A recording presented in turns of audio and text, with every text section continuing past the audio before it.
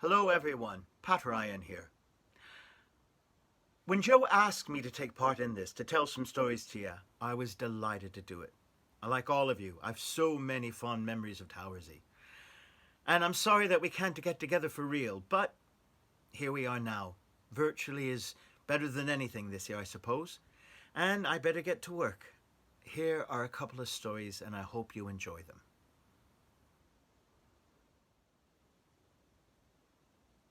Once upon a time it was winter, and all the world was white with snow. And even the great black forest was white, covered with snow. And a coachman drove his coach straight through that forest.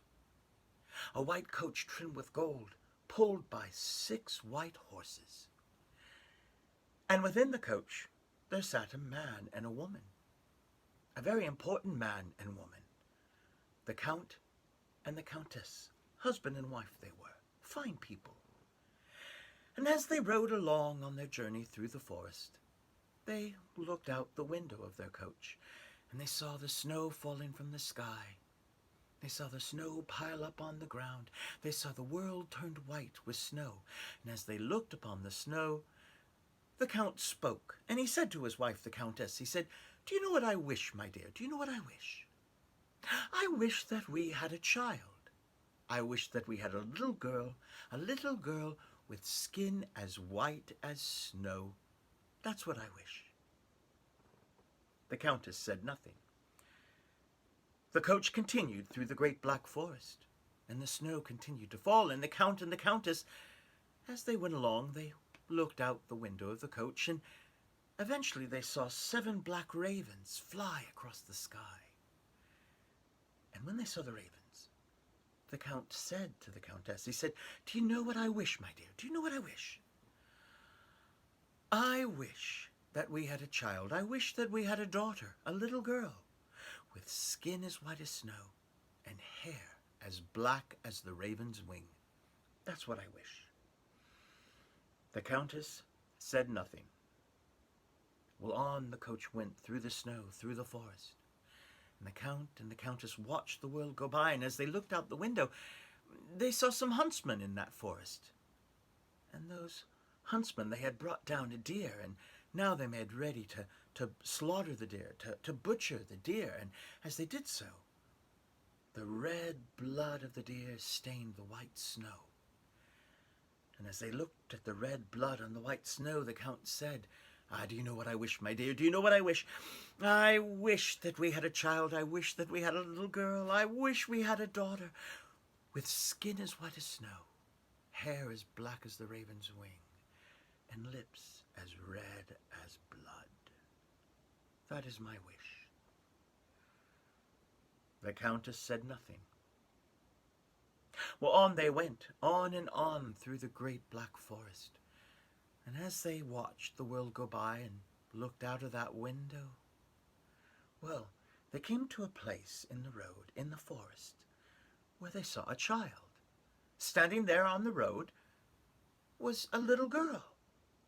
And this little girl had skin as white as snow, hair as black as the raven, and lips as red as blood. And when the Count saw this, as soon as he took it in, he cried out a command, "Halt! Stop! Stop, coachman!" The coachman stopped the coach. He pulled up the horses. And as soon as the coach came to a halt, the Count opened up the door and he tumbled down onto the road as quickly as he could. He ran through the drifts of snow to the place in the road where the child stood. And he cried out, "Dear child, sweet thing, come with me. We will be your father and your mother, my wife and I. We will be mother and father to you." And he picked up the child and carried her back to the coach and sat her down there on the seat between him and his wife. All the while, the Countess said nothing. Well, the Count told the coachman to drive on, and so they continued their way. And as they went, the Count began to make a fuss over the little girl. He said how pretty she was, how sweet, how clever, how charming, and how she would have a wondrous life now. They would take her to the palace, and she would live with them in the palace, have a room of her own, servants to wait upon her, every toy she wished for. Every pleasure would be hers. Sweet things to eat, music to dance to. Oh, she would know great joy, great pleasure as their child. All the while, the Countess said nothing, didn't even glance upon the little girl. She just sat there, minding her own business. But as the Countess sat there, she began to pull at the glove on one hand, and she gradually pulled her glove off and sort of dangled it carelessly by the window. And then, sort of accidentally on purpose, she dropped that glove out of the coach onto the snowy road below. And then she spoke. When she dropped the glove, the Countess cried out, "Stop! Coachman, stop the coach!" A second time the coachman stopped.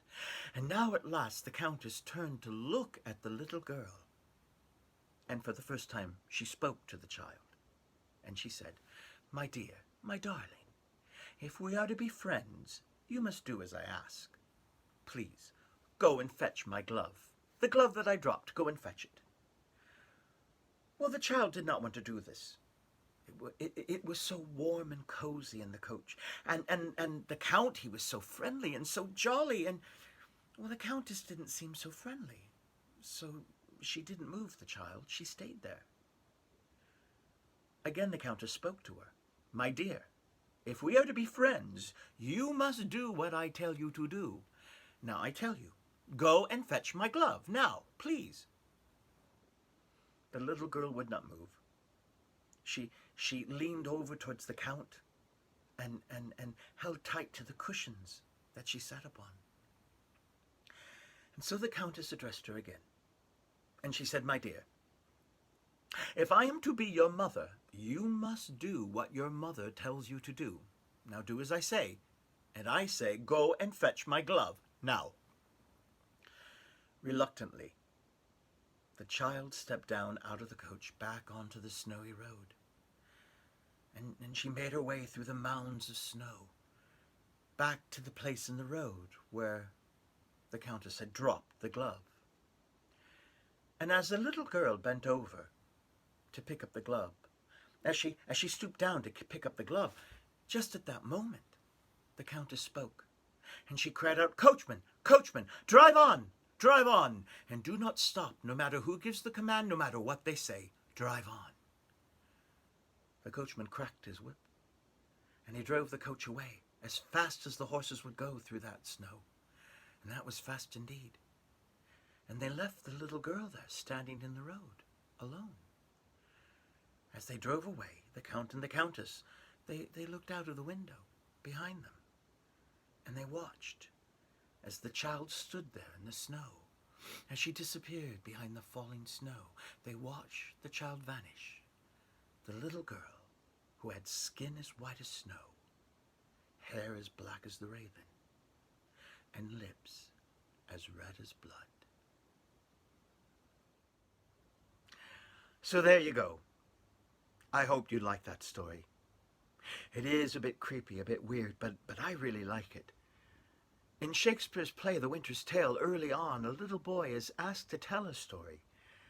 And he says, "A sad tale's best for winter, one with sprites and goblins." Well, I think that story fits the bill. You know, when Jacob and Wilhelm Grimm first wrote their fairy tales down, well, the book wasn't meant for children. It was meant for scholars, linguists, and folklorists. And so they gathered together lots of different versions of stories, just like many of the singers, you know, that come to Towersey have many versions of the same song, just with different lyrics or slightly different tunes or harmonies.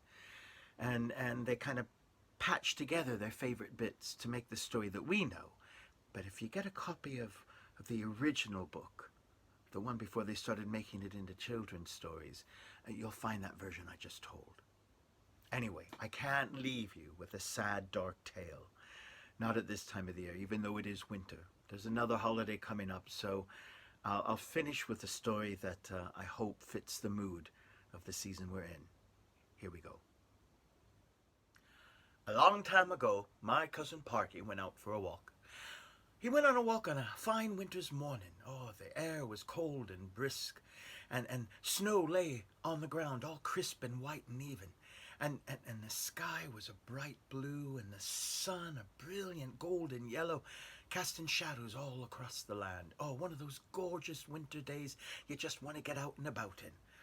And that's what Cousin Parky did. He was walking along the road, taking in the fresh air, viewing all the sights, thinking of how this was his favorite time of the year, those days leading up to Christmas.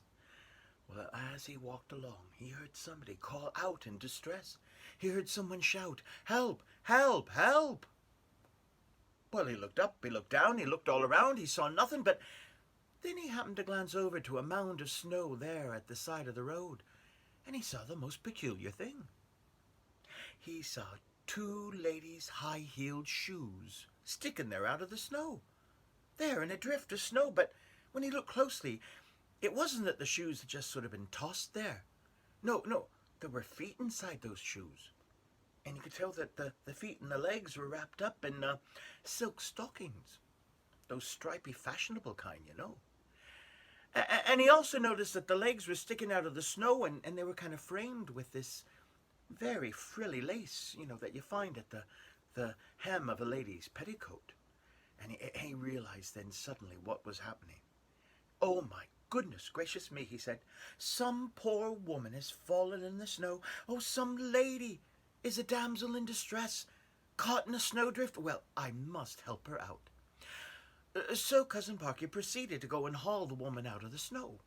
Being a gentleman, he ever so carefully and delicately reached down and grabbed the woman's ankles in his hands. And he pulled and he tugged and he tugged and he pulled, it in. Pop!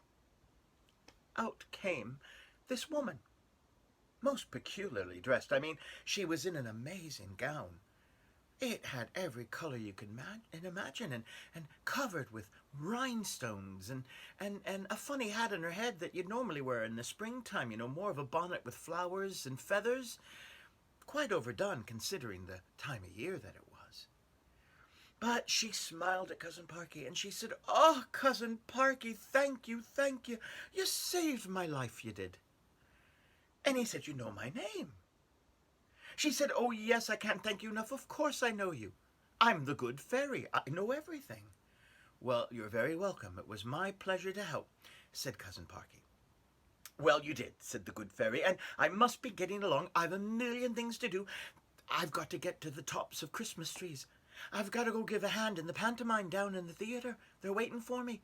I must be off, but I must give you something in return. You were good to me. Let me be good to you." "I am going to give you something," said the good fairy. "Oh, you don't need to do that," said Cousin Parky. "I was glad to help out." No, I insist," said the good fairy. "Cousin Parky, I am going to give you a magic wish." "Me? I get a magic wish?" said Cousin Parky. "Yes, you do," said the good fairy. "Oh, well, does that mean I can wish for anything I want?" said Cousin Parky. "Yes, that's what it means," said the fairy. "Right, so I could wish for a fancy new house, or a flash sports car, or loads of money, or a beautiful wife." "Yes, you could wish for any of those," agreed the good fairy. "But get a move on. I've got to get going. I've things to do, places to be." "Oh, there's so many wishes I want to make. I can't think. What will I do? What?" And Cousin Parky then had the most brilliant idea. I have to tell you, genius does run in my family. He said, "I know the perfect wish." "Good fairy," said Parky, "could I wish that from now on every wish I make comes true?" "Well, technically, yes, you can wish that," agreed the good fairy, "but I don't think that's a very good wish. Take my advice. Think of something else." No, I'm sure that's the perfect wish," said Cousin Parky. "Here's my wish. I wish from now on that all the wishes I make come true." "Well, all right, if that's what you want," said the good fairy, and she tapped Cousin Parky on the head with her magic wand, and then she disappeared in a puff of smoke and a flash of lightning. When the air had cleared, Cousin Parky decided to try out his wishes. Right away he knew what he wanted. He said, "I wish I had £1,000,000. Well, the wish came true. Oh, he was going to be rich. Suddenly £1,000,000 appeared. 1,000,000 £1 coins. They started falling down from the sky on top of Cousin Parky's head. Ow, ow, ow! He was being pounded by pound coins. Ow, ow! He said, "This is no good. I'm going to be crushed." Well, thinking quick, he made another wish. Cousin Parky said, "Oh, I wish all this money was in one great big pile." Well, the wish came true. Suddenly before him there was a pile of 1,000,000 £1 coins. "Oh, my goodness me," said Cousin Parky. "I better get these home safe. Someone will steal them off me just lying here in the snow." So he started grabbing fistfuls of coins. He started taking them and shoving them into his pockets and down his shirt front and into his trousers and into his pants. But you're very clever people. You're quite astute, I know. You can't fit 1,000,000 £1 coins on your person, no matter how many pockets you have and no matter how baggy your pants are. He realized he needed something to carry all these coins home in. So Cousin Parky gave it a think. He said, "Oh, I know. I wish I had a great big wagon, a great big cart with a great big horse to pull it, and I put the coins in that. I'll get it home that way." "Well, that's what I wish," he said, and no sooner had he made the wish, he had the horse and cart.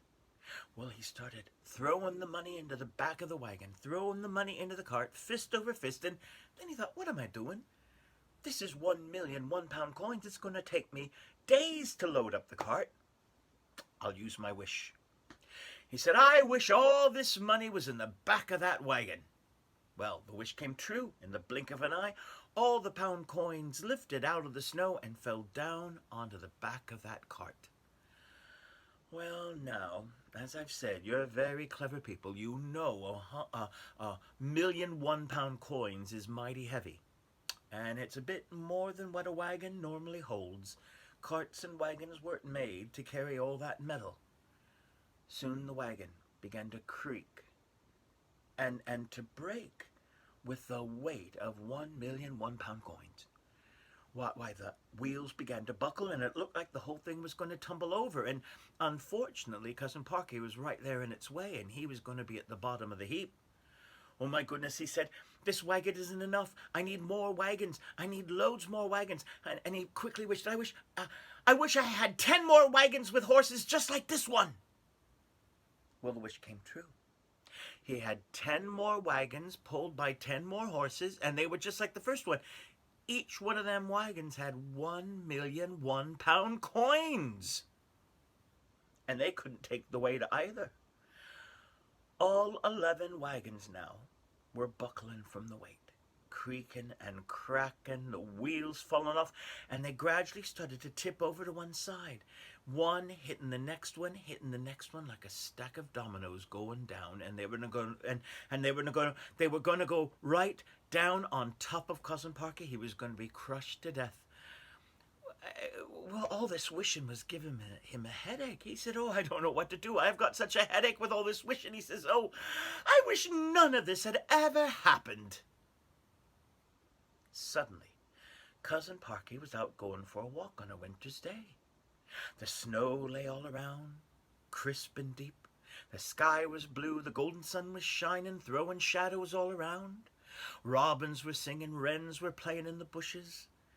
And he was thinking what a lovely day for a walk with the crisp, brisk air, and how nice it was coming up to Christmas. And his thoughts were disturbed by someone crying out, "Help, help, help!" And he looked around and he saw the lady's high-heeled shoes, very fancy shoes, sticking out of the snow, with feet in those shoes and legs connected to the feet, and the feet and the legs wrapped up in stripy silk stockings and frilly lace, kind of round the hem of some skirt. And he realized that some woman had fallen into the snowdrift. "I must help her out," he said, and he gingerly and gently and ever so politely grabbed hold of the ankles and pulled and pulled and yanked and pulled, and out popped the good fairy. And she said, "Oh, Cousin Parky, you saved me. Oh, thank you for helping me. I have a million billion things to do. I must rush to do them. But first, I'm going to give you a magic wish." "Me," said Cousin Parky, "a magic wish?"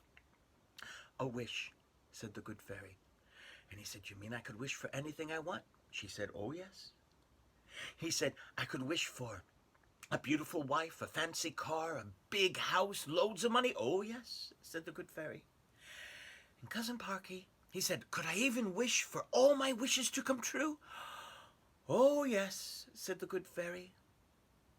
And Cousin Parky gave it a think. And he thought about all that had happened that day and the headache it had given him.